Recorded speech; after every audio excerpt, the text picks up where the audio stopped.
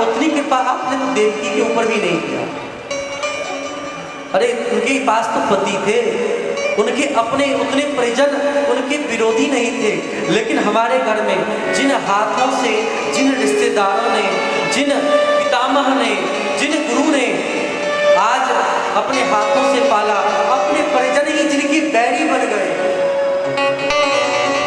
छोटी अवस्था में ऐसे बच्चे की सर्प से पिता का हाथ छिड़ गया, फिर भी आपने हर समय रक्षा किया। उतना कृपा आपने देवकी महारानी के ऊपर भी नहीं किया। 6 पुत्रों का वध हो गया, लेकिन फिर भी आपने नहीं किया। जितना कृपा हमारे ऊपर आपकी है, लाक्षागृह से बचाया, वहां बचाया। अरे उन दुर्वासा जी, जब दुर्वासा जी पहुंचे वहां भी आपने रक्षा किया, नहीं तो दुर्वासा जी तो बिना युद्ध किए ही सबको श्राप देकर के भस्म करा। कहां आपने कृपा नहीं किया? हर जगह आपने किया। आप जिसके ऊपर कृपा करते हैं वह विष भी अमृत बन जाता है, विष भी अमृत हो जाता है आपकी कृपा करने मात्र से। इसलिए हे प्रभु, आपकी हमारे ऊपर, हमारे बच्चों के ऊपर बड़ी कृपा है। आप कह रहे हैं जाने के लिए मैं जाऊं, मैं आपसे कुछ मांगना चाहती हूँ। बोले क्या? बोले विपदः सन्तुनः शाश्वत तत्र तत्र जगत गुरु भवतो दर्शनम यत् स्यात् पुनर्भव दर्शन। प्रभु मुझे विपत्ति चाहिए। विपत्ति क्या? बोले जब तक हमारे ऊपर विपत्ति था, विपत्ति रहने पर हम बार बार आपका स्मरण करते। विपत्ति कहते किसे? जो स्मरण करा दे, वह स्मरण ही विपत्ति है। भगवान का स्मरण जितना विपत्ति में हम लोग करते हैं उतना संपत्ति में नहीं करते हैं। कह हनुमंत विपत्ति प्रभु सोई, जब तब सुमिरन भजन न होई। भगवान का स्मरण हो जाना विपत्ति है। विपदो नहीं विपदः संपदो नहीं संपदा। जब संपदा क्या है? भगवान का विस्मरण होना संपदा नहीं है, भगवान का स्मरण होना संपदा है। तो विचार करें, यहाँ पर कुंती महारानी विपत्ति मांगे कि संपत्ति मांगे? जो विशेष प्रकार से भगवान के निकट जोड़ दे वह संपदा है। ऐसी विपत्ति नहीं मांगी है। विपत्ति ले क्या करेंगे? जो उनका स्मरण न रहे। इसलिए ऐसी संपदा प्रभु, जब जब हमारे ऊपर विपत्ति थी, ऐसी विपत्तियों में आप मेरे पास आते थे और आपके दर्शन करने के लिए जो संत मुनि महात्मा जिनका नाम अपुनर्भव है, जिनका पुनर्जन्म नहीं होता, ऐसे संत मुनि महात्मा आपके दर्शन करने के लिए पहुंचते थे और ऐसे संत महात्माओं का दर्शन मुझे हो जाया करता था। और जब संतों का दर्शन हो जाए तो संत दर्शन जिमी पाठक है। दर्शन बलोकस्य श्रद्धा अगहरम परम। इसलिए प्रभु आप मुझे विपत्ति दे। विशेष प्रकार से आप में, आपके पद में विपद, यानी कि आपके चरण कमल में मेरी मति लग जाए, मेरा मन लगा रह जाए, यही तो विपद है। विशेष रूप से आपके पद में मन लग जाए। भगवान की लंबी स्तुति की है कुंती महारानी। भगवान की बाल्यावस्था को देख करके, प्रभु आपको देख करके कौन भला मोहित नहीं होगा। कैसे योगी, कैसे अमलात्मा विमलात्मा महात्मा लोग इन ब्रजमंडल में अनेक प्रकार से वेश बदल करके आपके दर्शन के लिए आया करते थे। और कैसे आपको यशोदा महारानी ने उखल में बांध दिया था, फिर भी आप बंधे रह गए। आपकी लीला बड़ी विचित्र है, आपकी माया को जल्दी कोई नहीं पहचान पाता। इस प्रकार की सुंदर लीला कथा गाई है। भगवान बोले कि मैं अब जाने वाला नहीं हूँ, क्योंकि मेरे भक्त जहाँ गाते हैं मैं वहाँ तो रहता ही हूँ। और आप इस प्रकार से मेरे लिए गान कर रही हो, भगवान वहीं रहे हैं। जब कुछ समय व्यतीत हुआ, परीक्षित जी का जन्म हुआ। हर जगह बालक भगवान को ढूंढता है, भगवान घर में जाकर के रक्षा किए। इस कारण से बालक का नाम विष्णुराज है। भगवान घर में जाकर के सुखदेव जी की रक्षा को किए हैं, इसलिए सुखदेव जी का नाम है ब्रह्मराज। और परीक्षित जी का नाम परीक्षित नहीं है, परीक्षित जी का नाम विष्णुरात है। ब्रह्मरात्रो विचारे तदादेवांच हास, जैसे बकी पूतना का नाम पूतना न होकर के बकी है, बकी बकासुर की बहन है। जैसे भस्मासुर का नाम भस्मासुर न बिका सुर नाम है उनका, उसी प्रकार यहाँ परीक्षित जी का नाम परीक्षित नहीं है। हर जगह भगवान को ही ढूंढने से आधा घंटा अधिक होने जा रहा है, लेकिन अधिक समय नहीं लगेगा। भगवान को बोले प्रभु समय कम है, मैं आपका अधिक समय नहीं लूंगा। एकादशी का दिन, आज भी एकादशी का दिन, और पितामह भीष्म जी भी जब शरीर छोड़े हैं उस दिन एकादशी का दिन ही था, इसलिए 11 श्लोक में हाथ में कुछ नहीं है, इसलिए पुष्पतागत छंद में भगवान की आराधना किए हैं, स्तुति किए हैं। एक श्लोक का हम लोग भी गान करें। इति मति रूप कल्पिता कृष्णा भगवती सार्वती कुंभ में विभुमणि,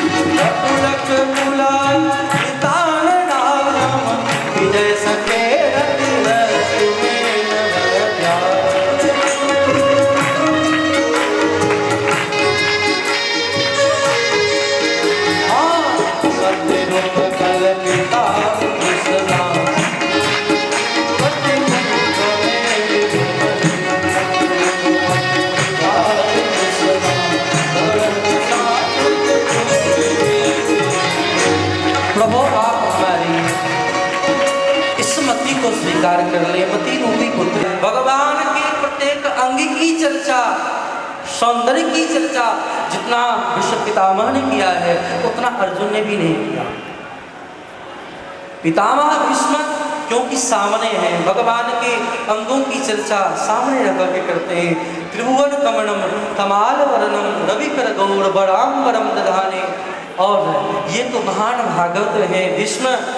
लेकिन ये अर्जुन कैसा भक्त है जो भगवान की तरफ पीठ कर ले, वो कैसा भक्त। प्रभु मैं आपका भक्त हूँ, आपके चरण कमल में मेरी मति हो।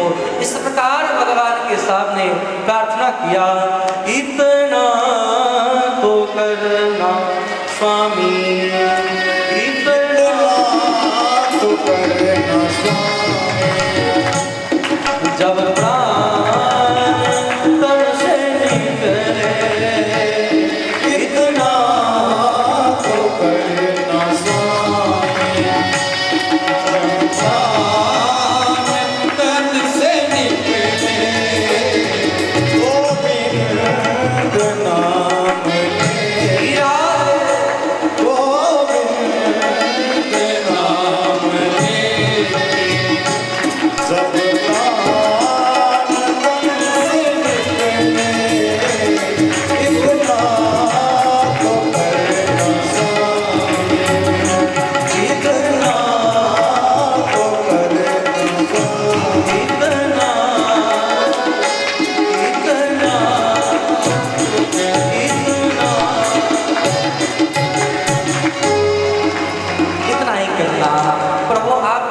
कमल में लगी रहे। यह भाव कहते कहते पितामह भीष्म ने शरीर को छोड़ा। जैसे सायंकाल में पक्षी सब कलरव करते करते अचानक शांत हो जाते हैं, उसी प्रकार पितामह भीष्म के जाते ही पूरा शांति का वातावरण हो गया। सब रोने लगे। सबने जो बाकी क्रिया है उस क्रिया को पूरा किया है। ना भूतो ना भविष्यति, ऐसे नहीं होंगे क्या बोले, ना कि विश्व प्रतिज्ञा के कारण। अगर ऐसी प्रतिज्ञा जिस प्रतिज्ञा से अधर्म करना पड़े, ऐसी प्रतिज्ञा को तोड़ने में भी कोई बुराई नहीं, ऐसी प्रतिज्ञा को छोड़ दो। गंगा महारानी जिस पितामह को डांटी है, अपने पिता को वचन दिया कि मैं रक्षा करूंगा, लेकिन अगर विरोधी है उसका पक्ष क्यों लेते हो? धर्मात्मा व्यक्ति भी अगर व्यर्थ का संकल्प विकल्प करता है तो ऐसे व्यक्ति को भी अनेक प्रकार के कष्ट को भोगना पड़ता है। इसलिए आवश्यकता से अधिक जो व्यक्ति संकल्प करते हैं, विकल्प करते हैं, चिंतन करते हैं, मनन करते हैं, वो भले ही धर्म ही क्यों ना कर ले, लेकिन उनके जीवन में कष्ट ही कष्ट। नहीं तो पितामह जैसे महान भागवत को कष्ट होता है। कष्ट इसी बात का है कि नाहक उन्होंने प्रतिज्ञा क्यों कर दी। भगवान समझा बुझा करके यहाँ से द्वारका की ओर प्रस्थान किए हैं। द्वारकावासी खूब सत्कार किए हैं। अर्जुन गए पहुंचाने के लिए। अर्जुन वहां से भगवान को छोड़ करके भगवान की गिरा में विराट जब लौट रहे हैं, गोल बिलों ने लूट लिया, क्या करें, दुखी होकर के लौटे। कुंती महारानी को पता चला भगवान छोड़ करके चले गए, तत्काल प्राण पखेरु गया है। कुंती महारानी को, पांचों पांडव को पता चला भगवान को छलिया निकले, छोड़ करके चले गए। परीक्षित जी को राजगद्दी पर विराजमान करा करके पांचों पांडव हिमालय के माध्यम से भगवान के धाम जाने की तैयारी करने लगे। परीक्षित जी राजा बने हैं, धर्म का बोलबाला है, हर जगह धर्म में से सब लोग जी रहे हैं। शिकार खेलने के लिए जब निकले,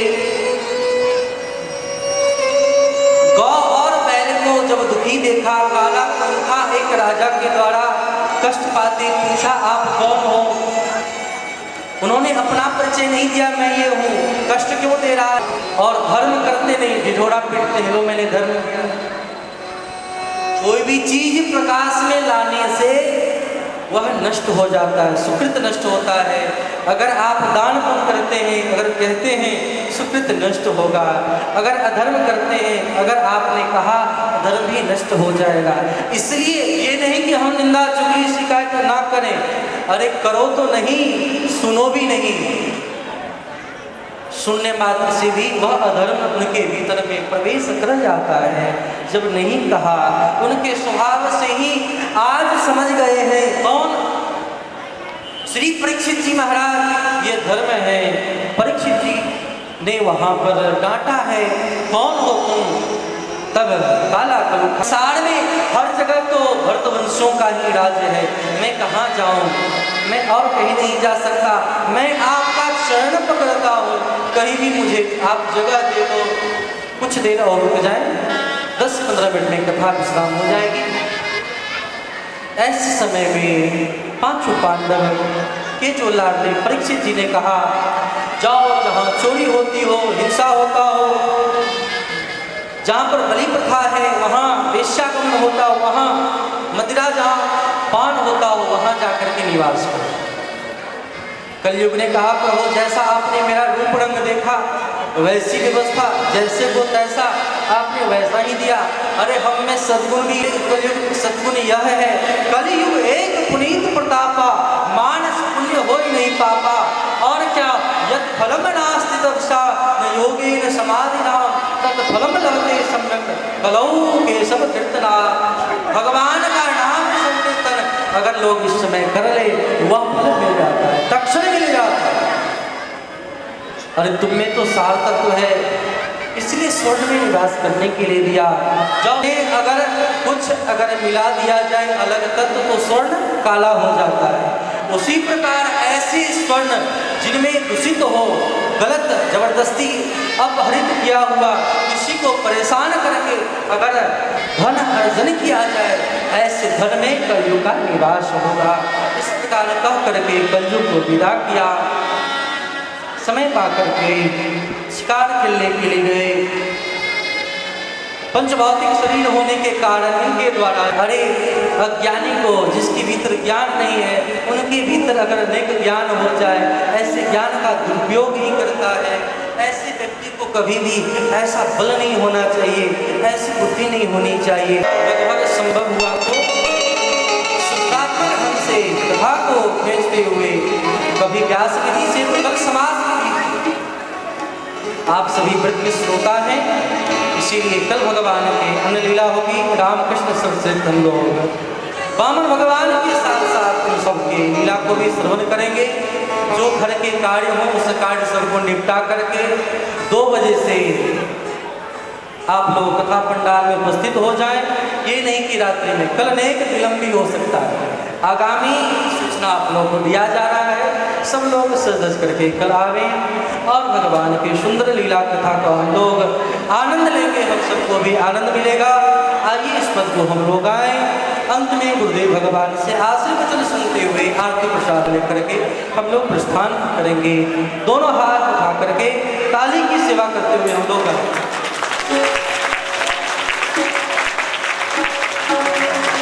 हमारा